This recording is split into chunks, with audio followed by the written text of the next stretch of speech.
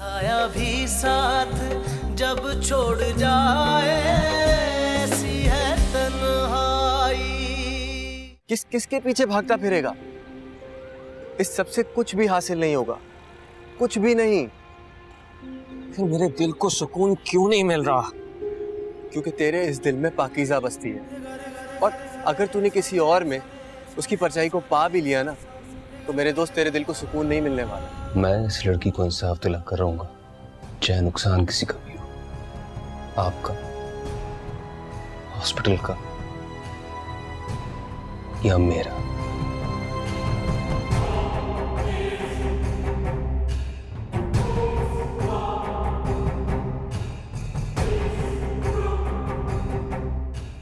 अगर मैं उसका हाथ बटाना चाहती हूँ तो उसमें हर्ज ही क्या है? कमाल है, जिनसे खुदारी की जंग लड़ रहा था उन्हें शिकस्त देकर आया हूं आज। साया भी साथ जब छोड़ जाए, ऐसी है तन्हाई।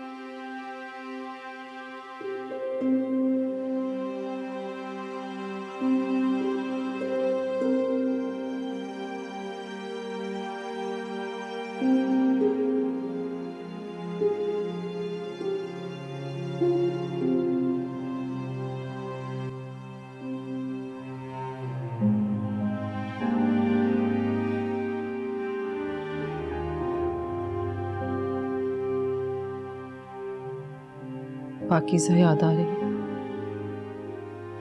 इसीलिए यहाँ आ गई थी। कितनी अजीब बात है ना साहब।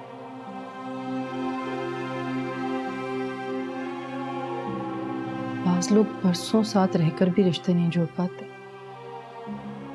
और बाज लोग एक पल में ऐसे जिंदगी के साथ जुड़ जाते हैं कि उनकी कमी कोई पूरी कर ही नहीं सकता। पाकीज़ा भी मेरे साथ ऐसे रिश्ता जोड़ गई। लाख उसे गैर कहकर दिल को मनाने की कोशिश करूं मगर सुकून ही नहीं मिलता। जितना भुलाने की कोशिश करती हूँ उतनी याद आती है मुझे।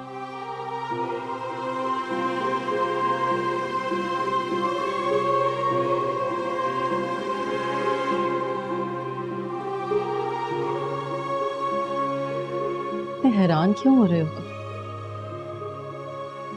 मैं भला उसे कैसे भुला सकती हूँ जिसने मुझे याद दिलाया कि मैं कौन हूँ। साथ ढूंढो पाकीज़ा को, पता नहीं कहाँ चली गई है वो।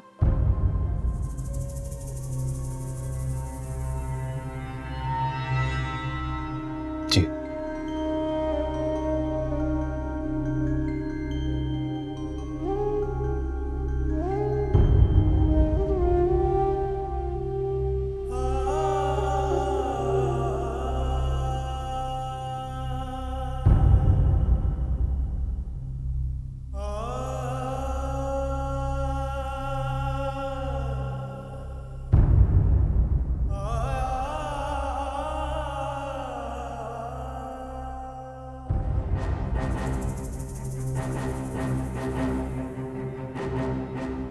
पाकीज़ा,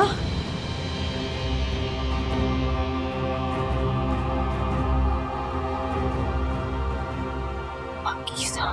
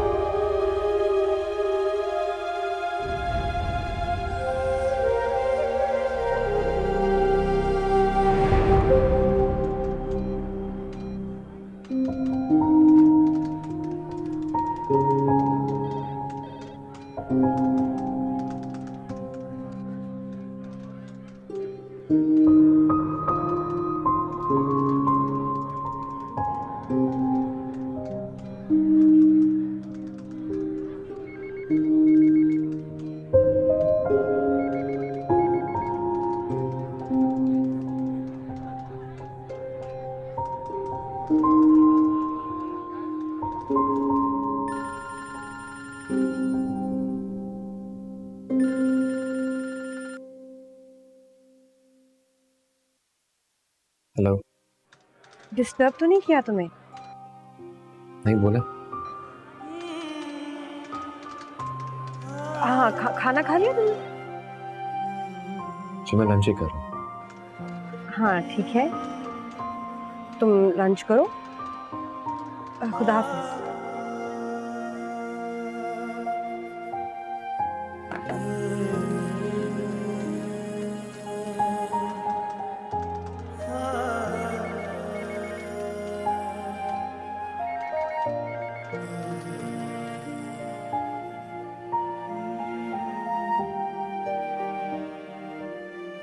मुझे उम्मीद है कि तू भी उसे कॉल करके पूछता होगा खाना खाया या नहीं, दिन कैसा गुजरा।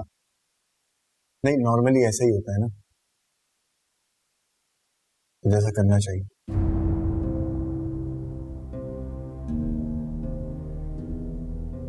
रिमशा का गायब है आजकल। मेरी उससे बात नहीं हुई।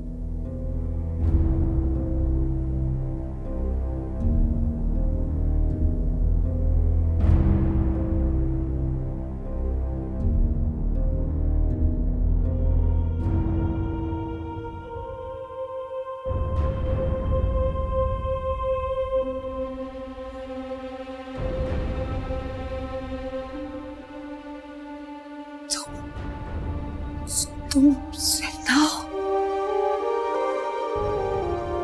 मेरा मतलब है तुम्हारा ये हाल, तुम्हारे बच्चा।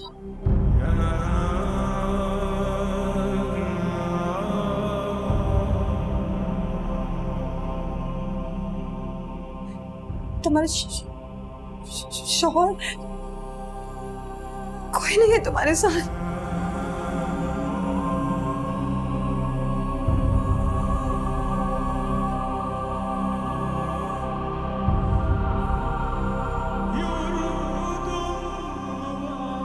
कहने को बहुत कुछ है बाकी, तुमसे पूछने को भी बहुत कुछ है, लेकिन ना तो तुम मेरे सवालों के जवाब दे पाओगी, ना तुम में इतनी हिम्मत है और ना मुझ में इतनी जुर्रत।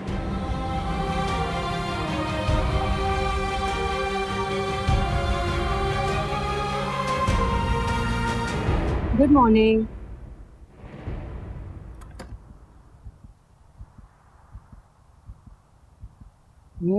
गुड।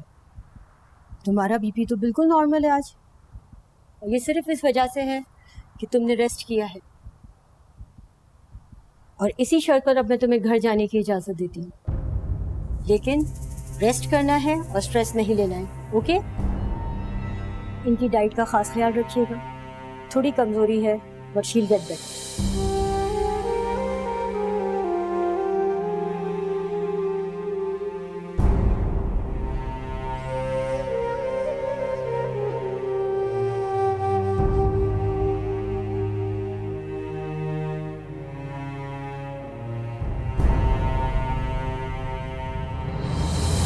मुझे पता है तुम्हारी तबीयत ठीक नहीं है, ऐसे कब तक कैसे रोड पर घूमोगी? तुम्हें आराम की जरूरत है। मुझे पता है तुम्हारे पास रहने के लिए कोई जगह, कोई घर नहीं है। सही कहा था हमसे, बिल्कुल सही कहा था उसने। वो जो आंखें उसने देखी थी ना, वो तुम्हारी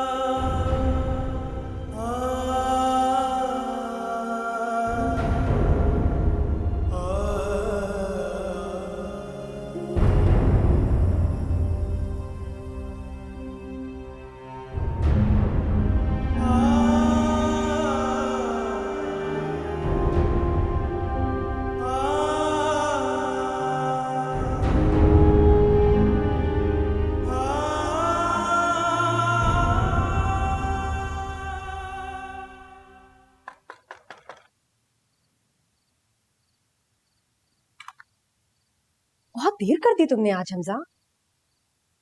ऑफिस में काम बहुत ज्यादा था। तो फोन कर दिया करो। वो अम्मी की तबीयत ठीक नहीं है। मैंने तुम्हें फोन किया था, तुमने उठाया ही नहीं। बहुत घबराहट हो रही थी मुझे। भाई पर पता नहीं चला, आंटी की तबीयत को क्या हुआ? वो उनका बीपी हाई है, जाग रही हैं, जाके मिलाओ।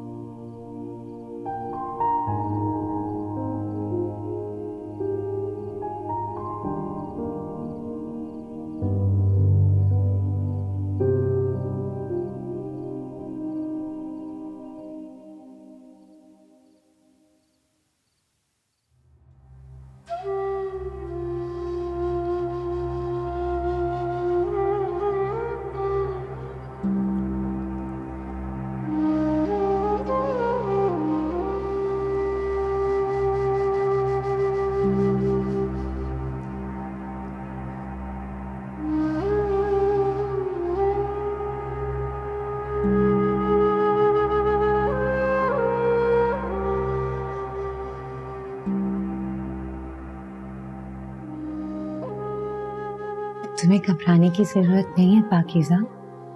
तुम्हें पता है ना, इस घर में मेरे अलावा और कोई है ही नहीं। लेकिन तुम्हें इस बात का अंदाजा है ना कि सारी जिंदगी बंद कमरे में गुजारना मुमकिन नहीं है। एक ना एक दिन तुम्हें उन सब चीजों का सामना करना पड़ेगा जिनसे तुम भाग रही हो। सारे रिश्तों का, सारी हकीकत का। अब फैसला तुम्हें करना है पाकीज़ा कि तुम कब तक खुद में इतनी हिम्मत पैदा कर पाओगी कि इस अधूरी कहानी को मुकम्मल कर सको। अगर एक बात ध्यान में रखना, वक्त कहीं इतना ना गुजर जाए कि जब वो सारे किरदार तुम्हारे सामने आए तो इतने धुंधला चुके हो कि तुम उनको पहचान ही ना पाओ।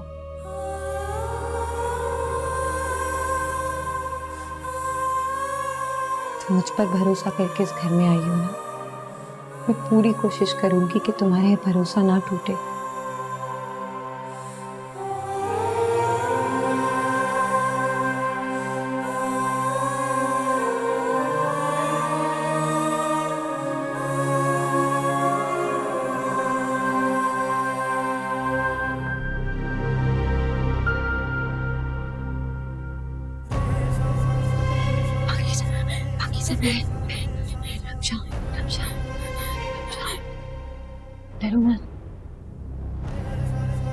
प्लीज कुछ बोलो, मैं तुम्हें सुनना चाहती हूँ। मैं तुम्हारे आगे हाथ जोड़ती हूँ, प्लीज कुछ बोलो।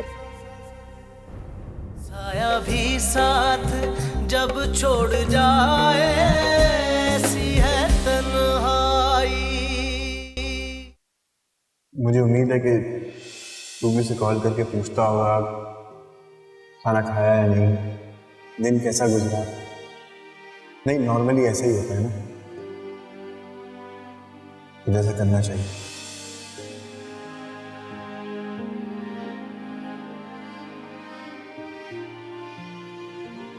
आज ऑफिस में पहला दिन कैसा रहा?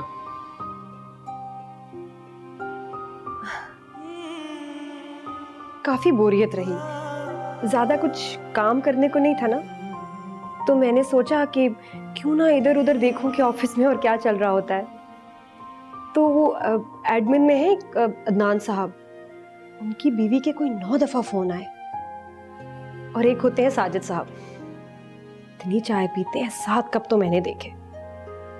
फिर एक लड़की है मेरे साथ वाले डेस्क पे होती है, हिना। मैंने बड़ी कोशिश की उससे बात करूं, लेकिन काफी मसरूफ थी अपने काम में और अपने बॉयफ्रेंड से बार बार किसी लॉन के सूट का जिक्र कर रही थी। कल तक उसको दिला ही देगा, आई एम श्योर। देखा, तुम्हें भी बोर कर दिया मैंने। सोचो मुझ पे क्या गुजरती होगी। चलो खाना खाओ।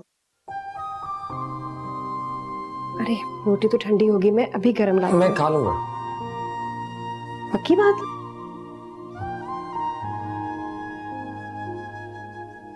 फिर मैं पानी लेके आती हूँ, तुम खाओ।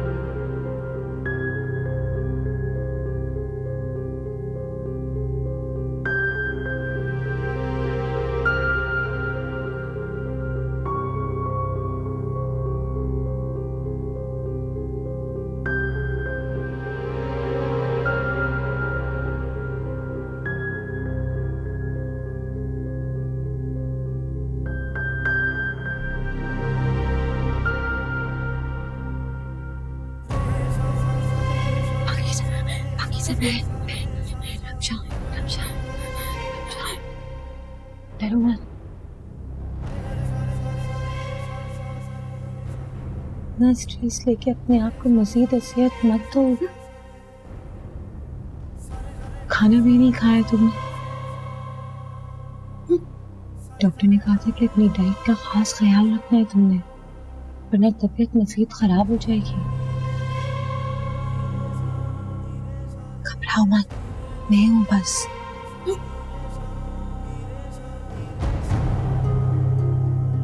मैं नाश्ता लेकर आती हूँ तुम्हारे लिए, तुम डरना मत। घर में और कोई नहीं है मेरे सिवा।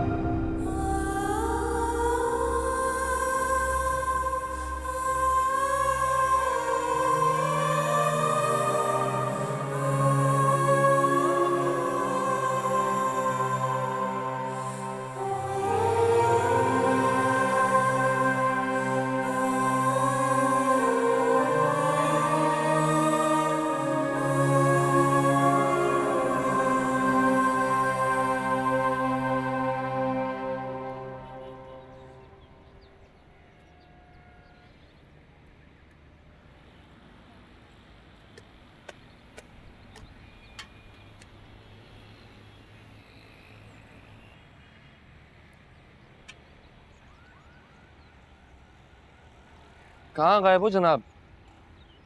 फोन भी बंद, घर जाओ तो ताला लगा होता है। कहीं भी नहीं, सबसे थोड़ा बिजी। अच्छा तो ये बात है। ये दवाइयाँ किस लिए, क्या हुआ तुम्हें? भाई वाह, आज तो मिठाई बांटनी पड़ेगी। कहाँ थी तुम एक हफ्ते से? नहीं आप ही कैसे? अच्छा सुन, रात को खाने पे आना, अभी मैं ऑफिस के लिए लेट हो रही हूँ। मैंने जॉब शुरू कर दी है। अच्छा सुनो, अम्मी की तबीयत ठीक नहीं, घर जाके उनको देख लेना। हाँ, और रात को जरूर आना। मैं चक्कर लगाऊंगा।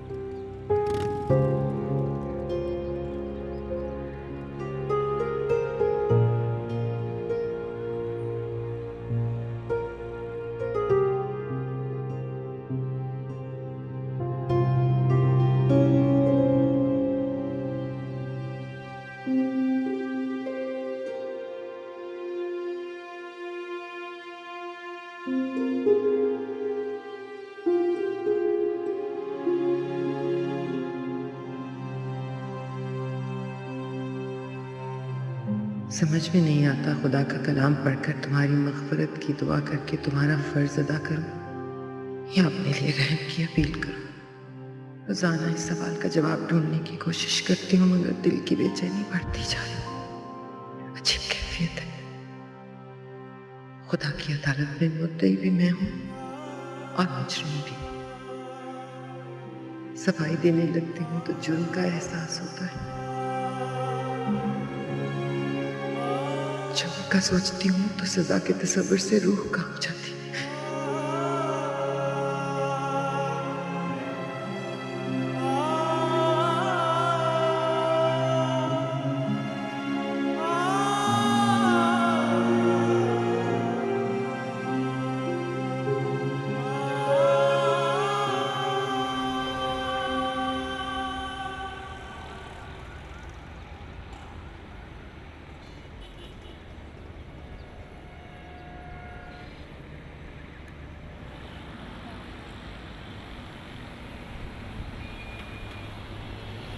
खुदा हाफिज़।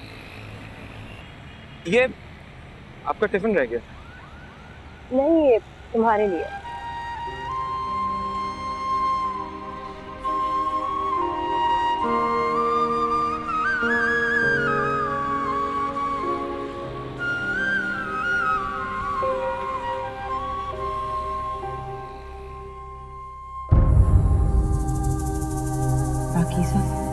एक ना एक दिन तुम्हें उन सब चीजों का सामना करना पड़ेगा जिससे तुम भाग रही हो।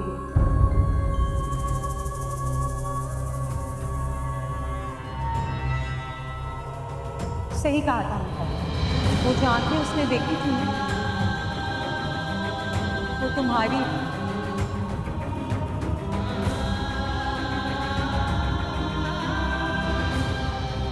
पाया हमने ये बिल तेरे रंज की राहें और गम के अंधेरे,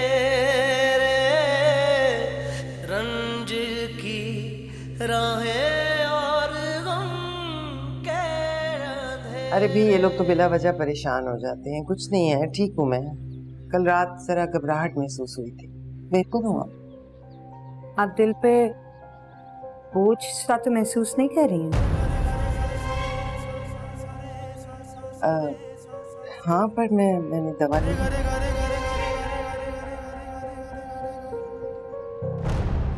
मैं जानती हूँ आंटी, सबके सामने आप अपने आप को बहुत मजबूत रखती हैं, मगर अंदर ही अंदर पाकीज़ा की याद आपको बहुत सताती है।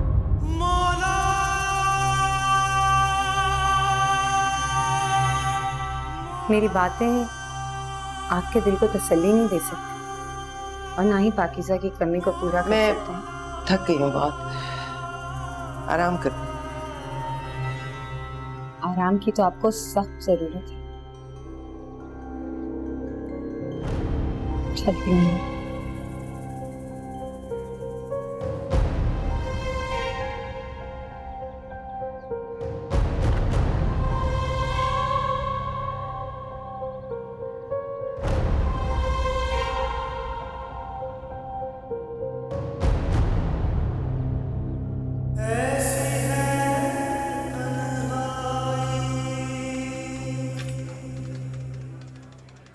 ये लो चैंपियन, तुम्हारा स्पेशल चाय।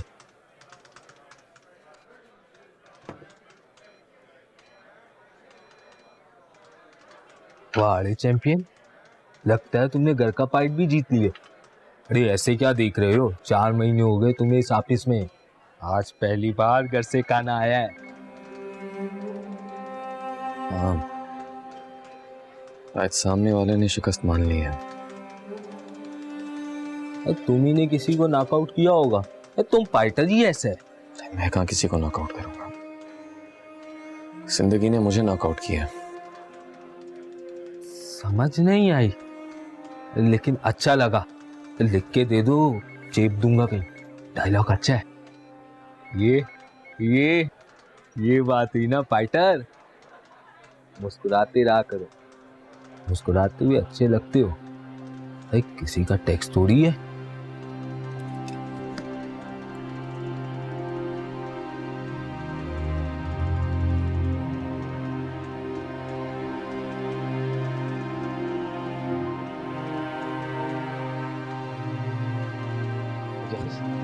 अकाउंट्स की फाइल मतलब नंबर साथ में।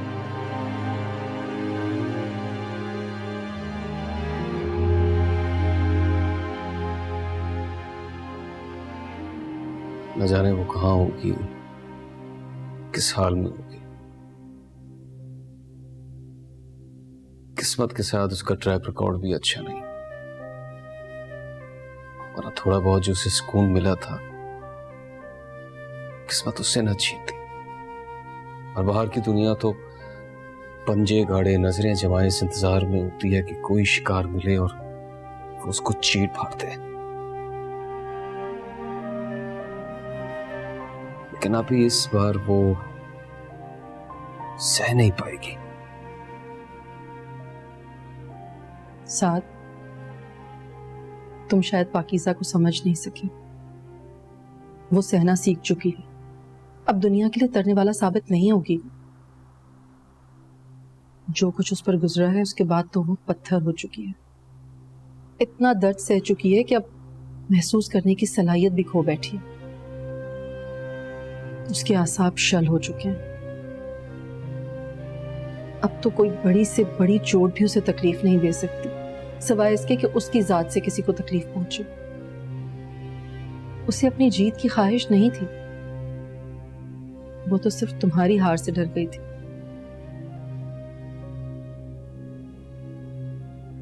सोचना मेरी इस बात पर।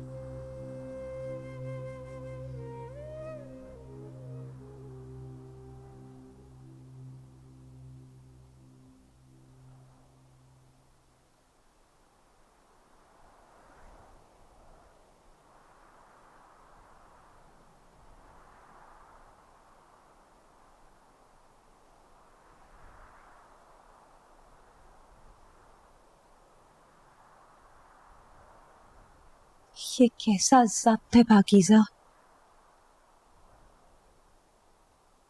ऐसा लगता है जैसे मेरे सामने कोई पत्थर का मुजस्मा बैठा है जो सिर्फ सांस लेता हो। ऐसा कैसे हो सकता है? ये कैसे मुमकिन है कि कोई इंसान भूख, प्यास, खुशी, गम इस सब से आदी हो जाए? और एक पल के लिए अगर मैं ये बात मान भी लूं कि तुमने अपने आप को इस किस्म के हर जज्बे से आजाद कर दिया है, तो मैं ये कैसे मानूं कि मेरे सामने एक ऐसी माँ बैठी है जिसने अभी अभी अपने वजूद के सबसे कीमती हिस्से को खोया है, अपनी औलाद को खोया है। अगर एक आंसू तक ना बहा है।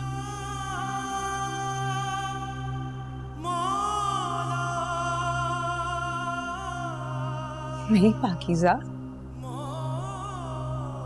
ये रिश्ता तो सबसे बेलौस, सबसे पाक रिश्ता होता है। इस बेलौस और पाक रिश्ते से तो कोई माँ खुद को आजाद कर ही नहीं सकती। सब टूट जाते हैं, मगर एक माँ का आंसू फर्श से लेके अर्श तक को हिला के रख देता है।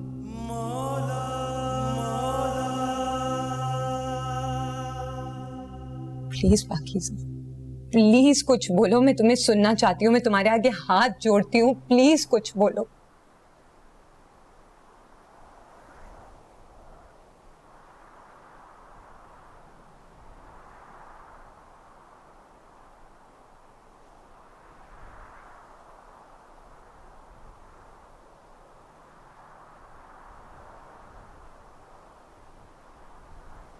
कौमे में थी मैं जब उस नन्ही सी जान ने मेरे वजूद में जन्म लिया था।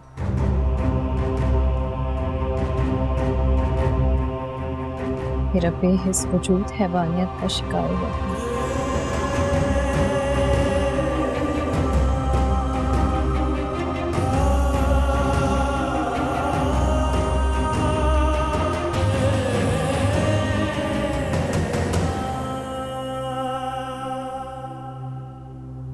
तुम जानना चाहती हो ना ये सब मेरे अंदर कहां से आया?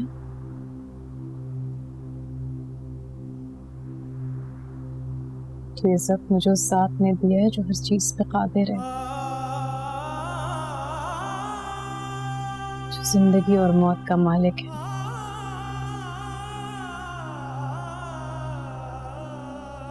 शायद वो मुझे आजमाना चाहता था,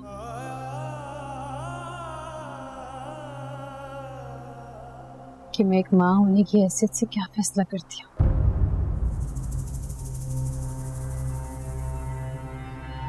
क्योंकि दुनिया ने तो मुझसे जुड़े इस वजूद को हराम करार देना था,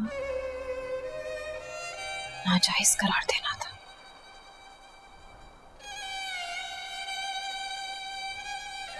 मेरे पास किसी सवाल का जवाब नहीं था।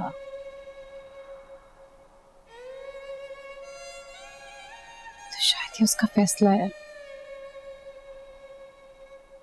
उसी साथ का फैसला है।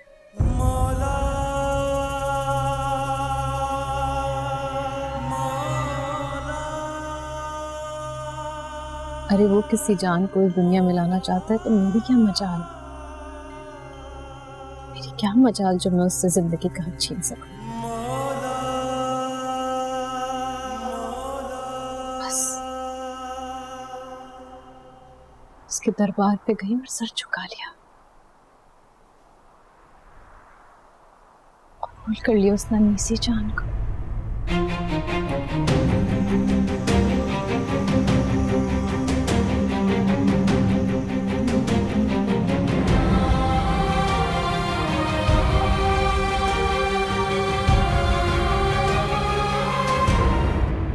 फिर कहते हैं ना कि जहां पे हमारी सोच खत्म होती है वहां से उसकी कुदरत शुरू होती है।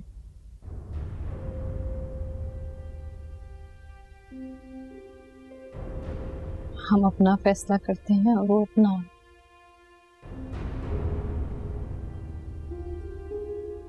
तो किस बात में आंसू बहाऊं? अब ना किसी को हराम और नाजायज कहा जाएगा, ना कोई मुझसे सवाल होगा, और ना ही माँ का लफ्ज मेरे लिए गाली बनेगा। अब मुझे लगता है मैं आजमाइश पे पूरी उतर गई हूँ, उसने तो मेरी मुश्किल आसान कर दी है। मैं किस बात पे आंसू बहाऊं?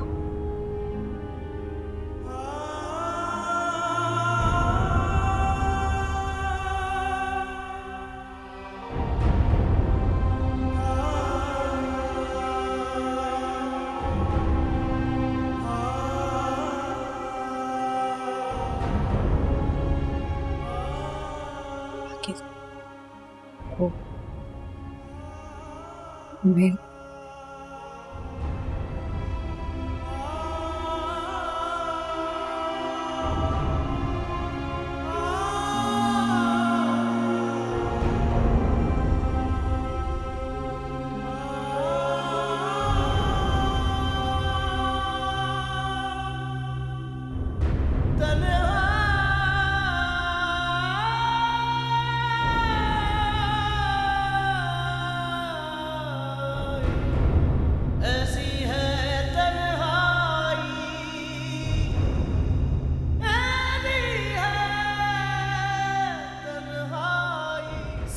भी साथ जब छोड़ जाए ऐसी है तन्हाई। मॉम आई थी ऑफिस।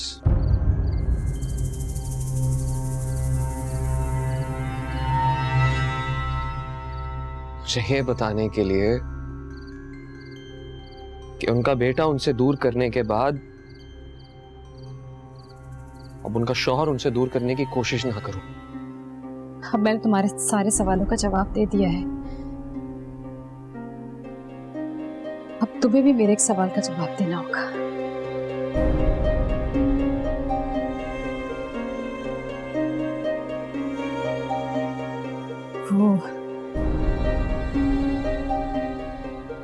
वो हमजा और आप ही साथ क्यों थे?